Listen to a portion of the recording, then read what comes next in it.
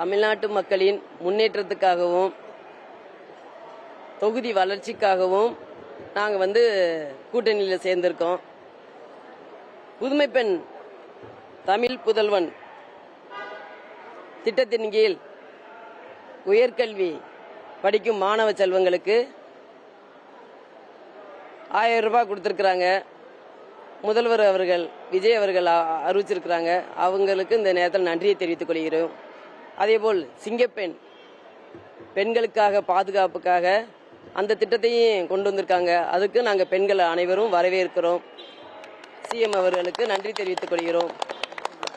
அதேபோல் பெண்களுக்காக 1000 ரூபாய் அறிவிச்சிருக்கிறாங்க. இதற்கு முன்னால் அரசு கொடுத்து கொண்டிருந்த அறிவிப்பை திரும்பவும் அறிவித்தது எங்கள் பெண்கள் எல்லாருக்குமே பெருமையாகவும் மகிழ்ச்சியாகவும் இருக்குது. அதையும் நாங்கள் வரவேற்கிறோம். நல்ல ஆட்சி மலரும் என்று எல்லாரும் வரவேற்கிறோம். நன்றி நன்றி. அதுதான் அவங்க பதவி ஏற்கும் போதே அவங்க சொன்னாங்க, உங்களுக்கு நாங்கள் எங்களுக்கு கொஞ்சம் டைம் கொடுங்க, கண்டிப்பாக ஒன்று நாங்கள் அறிவிப்போம் அப்படின்னு.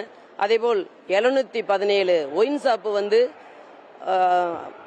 வழிபாட்டு தலங்களிலும் ஸ்கூலு காலேஜ் பக்கத்தில் இருக்கிறத 717 ஒயின் ஷாப்பை மூடி இருக்காங்க. அதே ஒரு பெரிய மகிழ்ச்சி தானே எல்லாருக்குமே.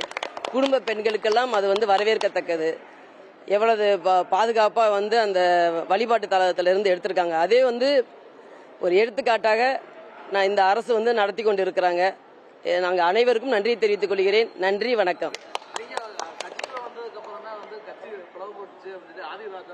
அப்படிலாம் இல்லை, எல்லாம் நாங்கள் ஒன்று சேர்க்க தான் நாங்கள் ஏற்பாடு நடந்துட்டு இருக்குது. கூடிய சீக்கிரம் ஒன்று சேர்ந்துருவோம்.